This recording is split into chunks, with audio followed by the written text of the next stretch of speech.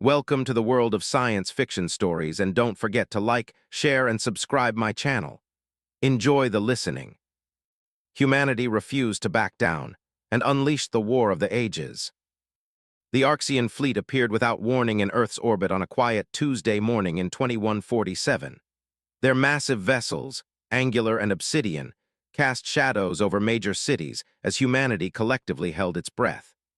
Admiral Park of the United Earth Defense Force had mere hours to organize a response before the ultimatum came through on all frequencies: surrender or be annihilated.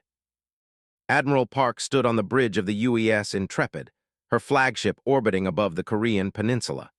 Her normally calm face showed signs of strain as she studied the holographic display of Earth's orbital space. 27 Archean ships had positioned themselves strategically around the planet. Each one was at least 3 times larger than humanity's biggest vessels. "Status report," Park ordered, her voice steady despite the tension in the command center. Colonel Tae-young Kim, her second in command, approached with a datum. "All Earth Defense Forces are on high alert. The orbital defense platforms are powered up and ready. Ground-based missile systems are locked on target. The experimental gravitic disruptors are charged at 87%. Park nodded. The gravitic disruptors were untested in actual combat, but theoretical models suggested they could disrupt the strange propulsion systems of the alien vessels. Earth scientists had developed them based on observations of previous alien encounters in the outer solar system. "And the civilian evacuations?" she asked. "Moving as quickly as possible, Admiral, but with so little warning." Tae-young's voice trailed off. The main screen flickered to life without warning. A being appeared, vaguely humanoid but with grayish skin that seemed to shift and flow like liquid metal. Its eyes were large, solid black orbs without pupils. "Humans of Earth," the being spoke, its voice oddly melodic despite the threatening words. "I am Grand Marshal Ars of the Archean Dominion. Your planet is now under our control. Your technologies are primitive, your defenses inadequate. Surrender completely within the next Earth hour, or we will begin planetary bombardment of your major population centers." Admiral Park stepped forward. "This is Admiral Park of the United Earth Defense Force. We request time to consult with our planetary leadership." The alien's face remained expressionless.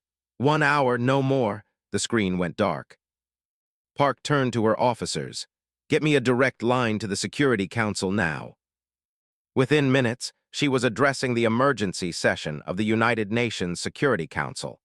Faces of world leaders filled multiple screens around her. "They have superior numbers and technology," Park reported, "but their positioning suggests they're not familiar with Earth's defensive capabilities. They've left gaps in their formation that we can exploit." "Are you suggesting we fight?" asked the Chinese representative, her face pale. "Their ships could wipe out our cities in minutes." "If we surrender, we have no leverage," Park countered. "And nothing in the historical record of first contacts suggests beneficial outcomes for species that immediately capitulate. I recommend a limited defensive action to demonstrate our capabilities. We need to show strength before any diplomatic efforts." After 15 tense minutes of debate, the vote was unanimous but reluctant. Earth would fight. Park returned to the bridge and activated the Global Military Command Network. "All defense forces, this is Admiral Park. We have authorization for Operation Defiant Stand. I repeat, Defiant Stand is a go." The plan was risky but straightforward. Rather than spreading their forces thin trying to defend the entire planet, Earth's military would concentrate on 3 Archean vessels positioned above North America, East Asia, and Europe. The experimental gravitic disruptors would target the ship's propulsion systems, while conventional weapons hit their weapons arrays. 60 seconds to the deadline," announced Colonel Tae-young. Park took a deep breath. "All units in position." "Confirmed, Admiral. Orbital platforms and ground batteries are locked on targets. Fighter squadrons are in stealth approach vectors." "Begin the countdown. Execute on my mark." The bridge fell silent except for the rhythmic beeping of the countdown timer.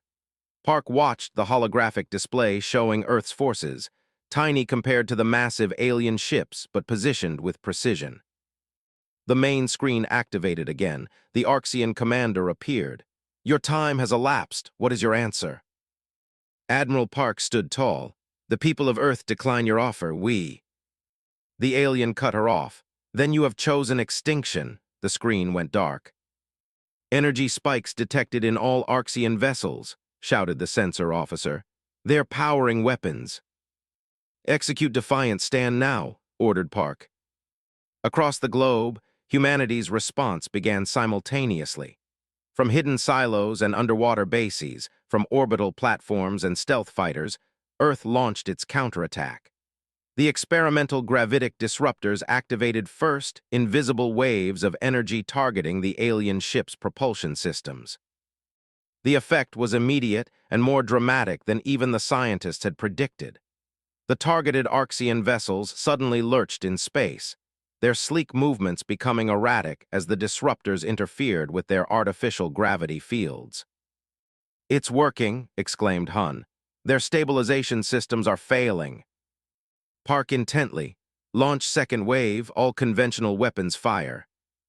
Missiles, rail gun projectiles, and energy beams converged on the three destabilized Arxian ships. Their defensive shields flickered under the assault, weakened by the gravitic interference. The Arxian vessel above East Asia was the first to show serious damage. Its shield collapsed under the concentrated fire from Chinese and Korean defense platforms. The ship's obsidian hull cracked, exposing its interior to space. Secondary explosions rippled across its surface. "We've breached the first target," reported the tactical officer, disbelief evident in his voice. The second and third targeted ships soon faced similar fates. The North American Arxian vessel attempted to retreat, but lost propulsion entirely as the gravitic disruptors intensified. The European target managed to return fire, destroying 2 orbital platforms before succumbing to the combined assault of British, French, and German missile batteries. In orbit above Korea, Admiral Park watched as the first Arxian ship broke apart completely, a silent explosion sending debris in all directions. "All defense forces maintain fire on secondary targets," she ordered. But the remaining Arxian vessels were already breaking formation, pulling away from Earth orbit in apparent disarray.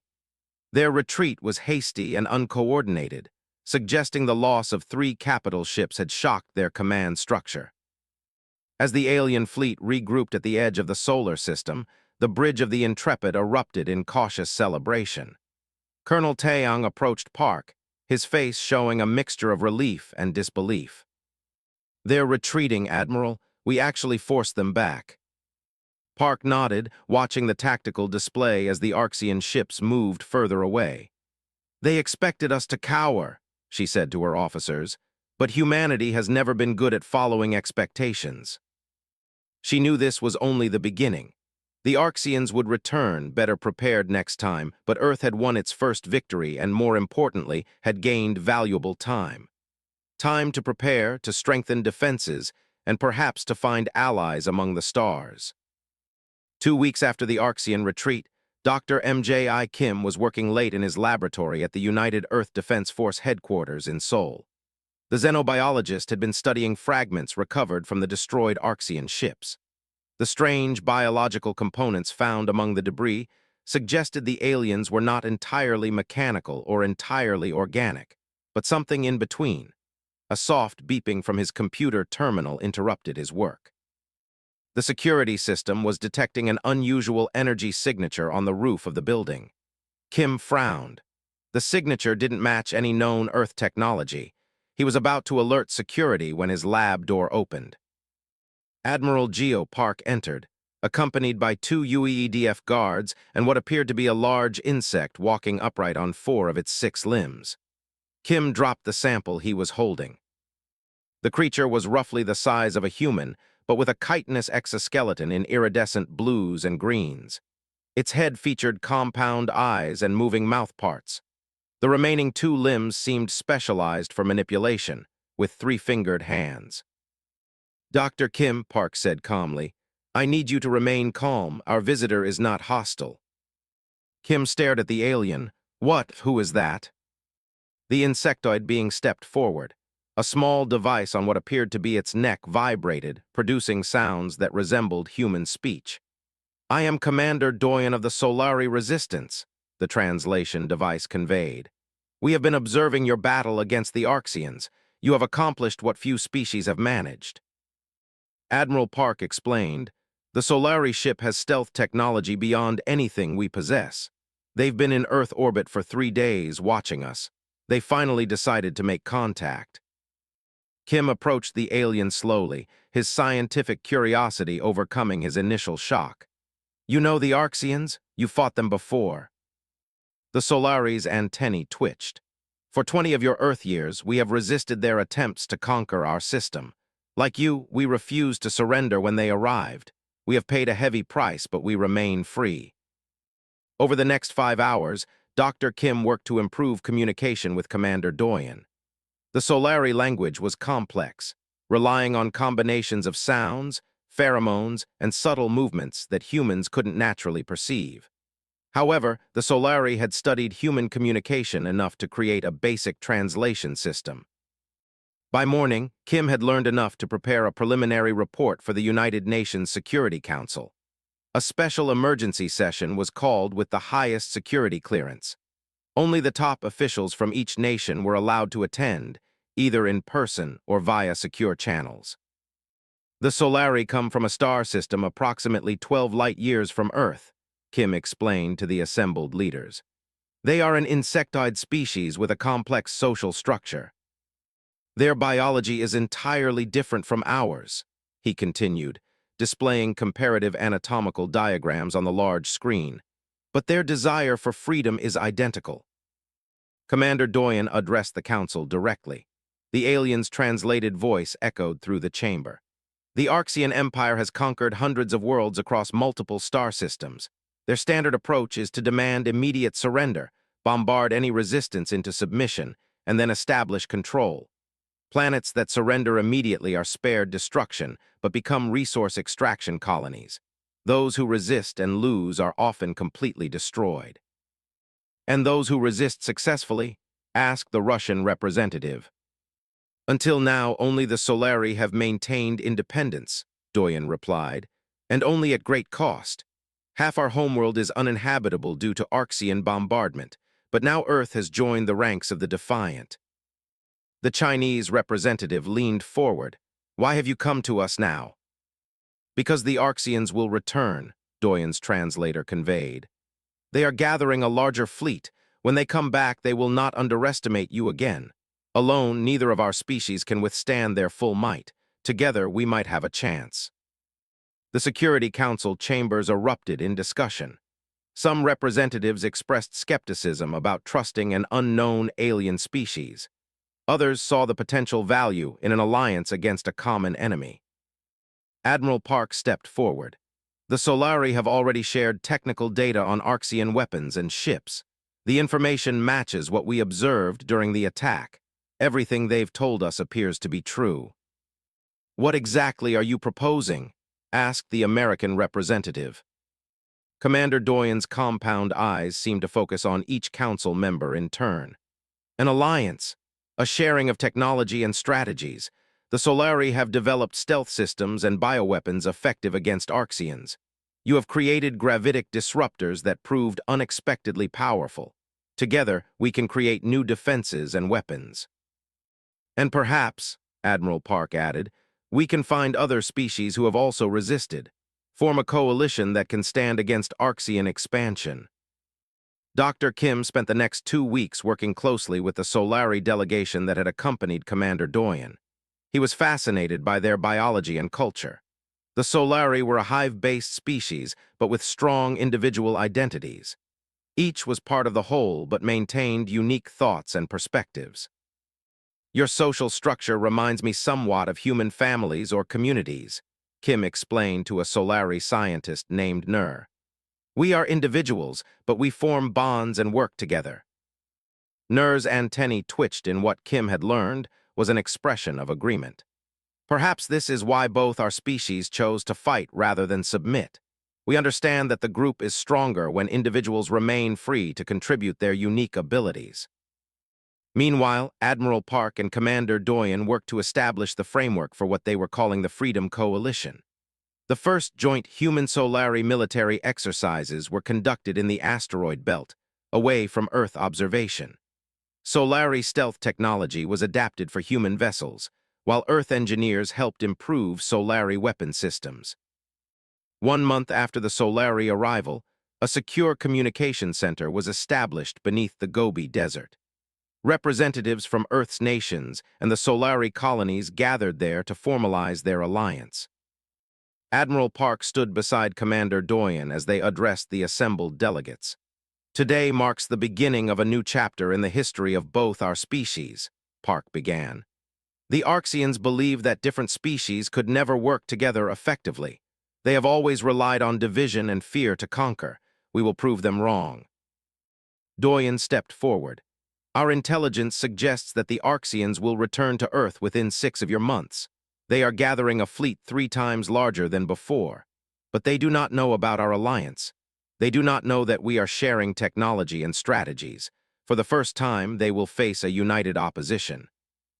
The treaty was signed that day, the first interspecies alliance in Earth's history. The document was simple but profound: mutual defense, technology sharing, and a commitment to the freedom of all sentient beings.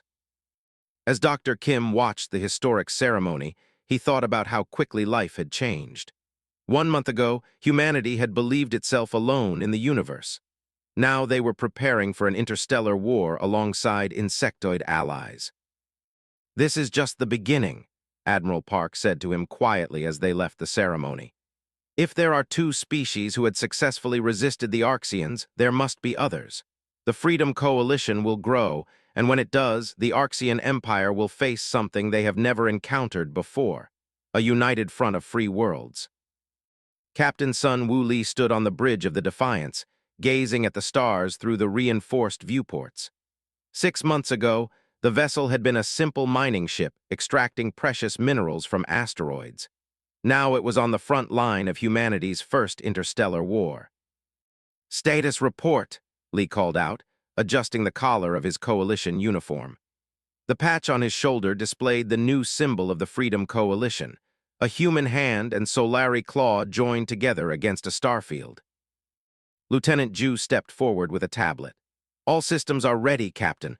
The quantum disruption weapon is fully charged. Our Solari allies report their vessels are in position." Lee nodded. The plan was risky but necessary. Coalition intelligence had discovered that the Arxians were gathering a massive invasion fleet in the Kuiper belt at the edge of the solar system. Rather than waiting for the attack, Admiral Park and Commander Doyen had proposed a preemptive strike. "Any sign that they've detected us?" Lee asked. "Negative, Captain. The Solari cloaking technology is working perfectly. As far as the Arxians know, we're just background radiation." The Defiance had been equipped with the best of both human and Solari technology. Its hull had been reinforced with Solari biometallic compounds. Its engines had been upgraded to match the speed of military vessels. But most importantly, it carried Dr. Gunjin Kang's experimental quantum disruption weapon, a device designed to target the unique quantum signature of Arxian communication systems. Lee opened the shipwide communication channel. "All hands, this is the captain. In 5 minutes, we will drop our cloak and engage the enemy. Remember your training. Remember what we're fighting for. Today, we take the fight to the Arxians." The crew of the Defiance was a mix of humans and Solari. They had trained together for months, overcoming language barriers and biological differences. What united them was stronger than what separated them: a determination to remain free. "Message from Coalition Command," announced the communications officer. "Admiral Park sends 3 words: good hunting, Defiance." Lee smiled grimly. "Tell all ships to begin final approach. Weapon control, power up the QD device." The Defiance moved silently toward the Arxian staging area. Through the viewports, Lee could see the enemy fleet. Over 50 vessels of various sizes floated in the darkness, preparing for their assault on Earth. At the center was the command ship, a massive structure 3 times larger than any other vessel. "Target locked on the command ship," reported the weapons officer. QD device at full charge. Lee took a deep breath. All ships drop cloaks and engage, fire the QD device. In an instant, 20 coalition ships, a mix of repurposed human vessels and sleek Solari craft, appeared in the midst of the Arxian fleet. Before the enemy could react, the Defiance fired its weapon. There was no beam, no explosion, nothing visible to the naked eye, but the effect was immediate. The quantum disruption wave hit the Arxian command ship, and suddenly all communication between the enemy vessels ceased. "Direct hit," shouted the weapons officer. "Their quantum entanglement network is down." Without their instantaneous communication system, the Arxian fleet fell into confusion. Individual ships began firing in all directions, some hitting their own allies in the chaos. "All vessels commence attack pattern Delta," Lee ordered. The coalition fleet moved with precision, targeting enemy engines and weapon systems. A Solari officer named Haru operated the sensor station. "Captain, the Arxian vessels are attempting to reform their battle line." "Not if we can help it," Lee replied. "Focus fire on their lead ships, keep them disorganized." The battle raged for over an hour. The coalition vessels, though outnumbered, moved with coordination and purpose. The Arxian ships, cut off from central command, fought individually without a unified strategy. The Defiance shuddered as it took a direct hit from an Arxian cruiser. "Damage report," Lee called out. "Hull breach on deck 3, reported Lieutenant Ju. "Emergency force fields are holding. Solari repair teams are responding." "Return fire," ordered Lee. "Target their weapons array." The Defiance fired its conventional weapons, striking the Arxian cruiser's main gun. The enemy vessel veered off, trailing debris. "Captain," called out the communications officer, "Coalition Command is reporting similar success across the battlefield. The Arxian fleet is beginning to retreat." Lee watched the tactical display as enemy ships began to break formation, accelerating away from the battle. "Maintain pressure. Don't let them regroup." The coalition forces pressed their advantage, pursuing retreating Arxian vessels and preventing them from reforming their battle lines. The quantum disruption continued to prevent them from coordinating their movements. Then came the moment that would be remembered in coalition history. The Arxian command ship, still reeling from the QD weapons effects, attempted to activate its main weapon system, a planet killer designed for the assault on Earth. But without proper coordination, the weapon's power systems overloaded. A blinding flash lit up the Kuiper belt as the command ship exploded. The shock wave rippled outward, damaging nearby Arxian vessels. "All coalition ships brace for impact," Lee ordered as the wave approached. The Defiance shook violently as the shockwave hit, but its reinforced hull held. As the bridge stabilized, Lee looked at the tactical display again. The remaining Arxian ships were in full retreat, accelerating to faster-than-light speeds and leaving the solar system entirely. A cheer erupted across the bridge. Humans and Solari embraced, celebrating their unlikely victory. Lee opened a channel to the entire coalition fleet. "They never expected us to take the fight to them," he transmitted as the enemy ships scattered. "That's the problem with empires. They forget what it means to fight for your home." The victory was broadcast across the coalition communication network. The news quickly reached Earth, where celebrations began in cities around the world. But the impact of the battle extended far beyond the solar system. Through captured Arxian communication devices, the coalition sent news of their victory to other star systems under Arxian control.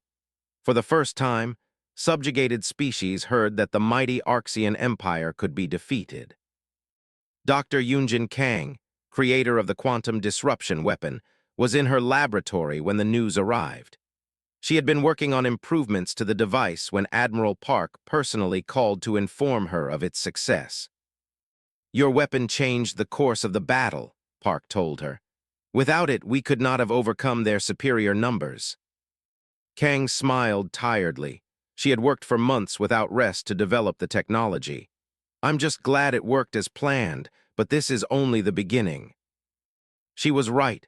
Within weeks, Coalition intelligence began detecting unusual activities in nearby star systems. Planets that had been under Arxian control for decades were showing signs of resistance. The successful defense of Earth and the counteroffensive in the Kuiper Belt had inspired others to fight back.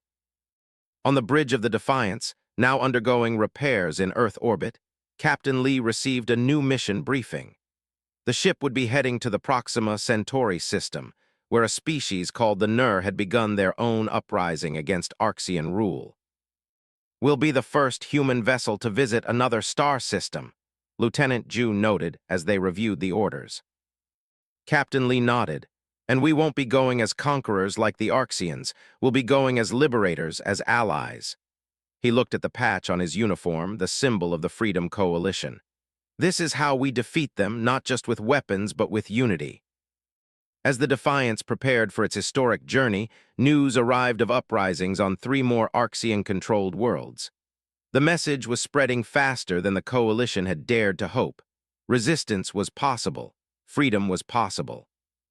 The war was far from over, but for the first time, the Arxian Empire faced something they had never encountered before: a galaxy that was no longer afraid. Intelligence Officer Hyanong moved silently through the abandoned Arxian outpost on Ganymede, Jupiter's largest moon. The Coalition Special Forces team behind her swept each room with practiced precision. The outpost had been hastily evacuated after the Coalition victory in the Kuiper Belt. "Area secure," reported Sergeant Jin, the team leader. "No signs of enemy presence." Han nodded. "Begin the data extraction. Priority on command terminals and biological storage units." For 3 years, Han had worked in Coalition intelligence, analyzing Arxian communications and technology. She had learned their language, studied their tactics, and developed a deep understanding of their military structure. But there was still one question that bothered her. Why did such a powerful empire need to conquer so many worlds? The Special Forces team set up portable computers and began connecting them to the abandoned Arxian systems. Solari technicians worked alongside human soldiers, their nimble limbs especially suited for the delicate connections. "Officer Song," called one of the Solari techs, "I've accessed their main database. The encryption is surprisingly weak." Han hurried over. "They must have left in a hurry. No time for proper security protocols." She began sorting through the alien files, her implanted translation software converting the Arxian symbols into readable text. Most of the data was routine: supply schedules, patrol routes, maintenance logs, but then she found a heavily encrypted folder labeled Harvest Protocols. Something about the name sent a chill down her spine. "Focus on breaking this encryption," she told the technician. "Use the cipher keys we captured from their command ship." While the Solari worked, Han explored the rest of the outpost. In a back room, she found something disturbing: rows of transparent tubes filled with a bluish liquid. Each tube contained biological material that didn't match any known species. She carefully collected samples and continued her search. In another room, she discovered what appeared to be medical equipment, but designed for purposes she couldn't identify. "Officer Song," the Solari technician's voice came through her communicator. "We've broken the encryption. You should see this." When Han returned to the main room, the technician had transferred the decrypted files to her tablet. What she saw made her blood run cold. The Harvest Protocols weren't about collecting resources or food. They were detailed procedures for processing sentient beings, extracting neural tissue, refining genetic material, and incorporating biological components into Arxian technology. Further files revealed the horrifying truth. The Arxians weren't simply conquerors looking for territory or resources. They were harvesters. Each conquered species was eventually processed into biological components for the Arxian hive mind. Their neural networks were integrated into the Empire's technology, their consciousness absorbed, and their physical forms rendered down for resources. "We need to get this information back to Earth immediately," Han said, her voice steady despite her horror. "Priority transmission to Admiral Park and the Coalition Council." The trip back to Earth was the longest journey of Han's life. She spent the time reviewing the Arxian files again and again, looking for any detail that might help the Coalition prepare for what was coming. Because something else was in those files. Reports of a massive fleet being assembled, led by the legendary Crimson Admiral, the Arxian Supreme Military Commander. This fleet was unlike any the Coalition had faced before. It included planet killers, weapons capable of rendering entire worlds uninhabitable in minutes. When Han arrived at Coalition headquarters in Seoul, she was immediately escorted to the council chambers. Admiral Park, Commander Doyen, and representatives from a dozen recently liberated worlds waited for her report. The intelligence we gathered from the Ganymede outpost reveals something we never suspected, Han began, her voice echoing in the large chamber. The Arxians aren't merely conquerors, they are harvesters of sentient life. She displayed images from the files, diagrams showing how neural tissue was extracted and processed, how genetic material was refined and incorporated into Arxian technology. Each conquered species is eventually broken down into components. Their neural patterns are absorbed into the Arxian hive mind. Their physical bodies are rendered into raw materials. She paused, letting the horrifying implications sink in. This isn't about territory or resources. This is about survival. If we fall, we don't become slaves. We cease to exist entirely.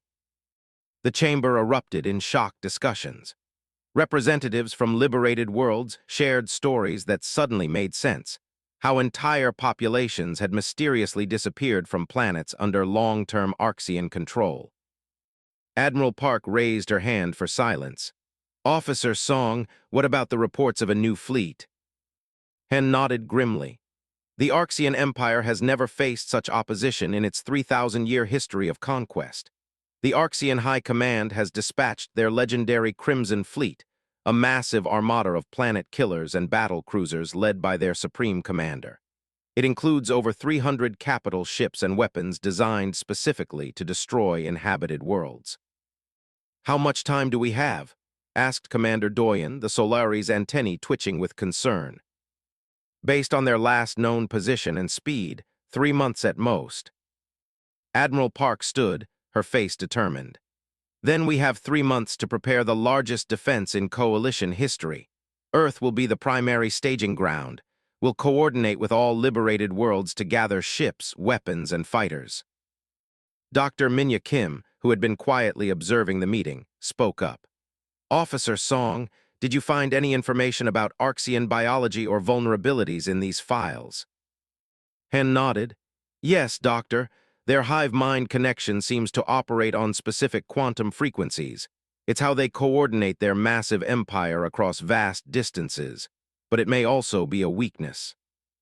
If we could disrupt that connection, Admiral Park said thoughtfully, like we did with the command ship in the Kuiper Belt. Exactly, but on a much larger scale.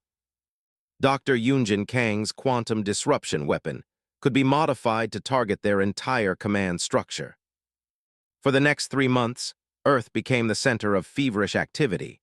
Ships from a dozen liberated worlds arrived daily, joining the growing Coalition fleet.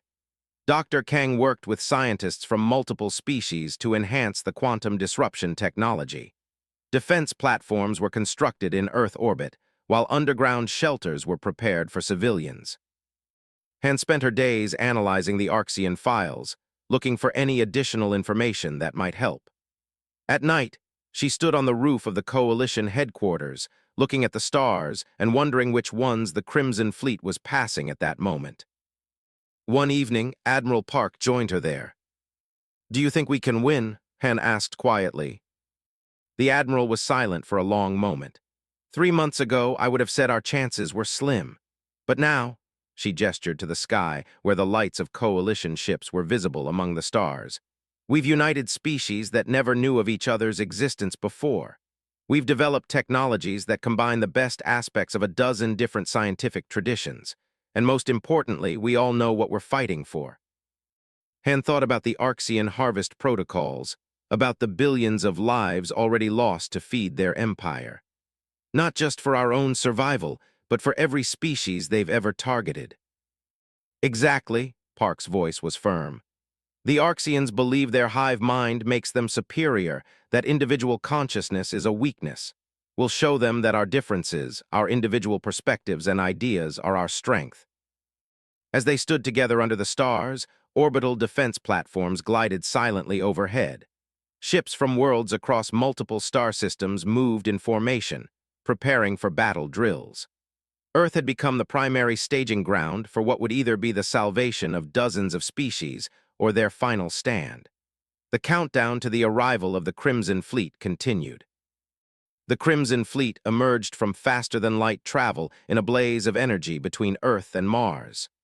Over 300 Arxian vessels appeared, ready for battle.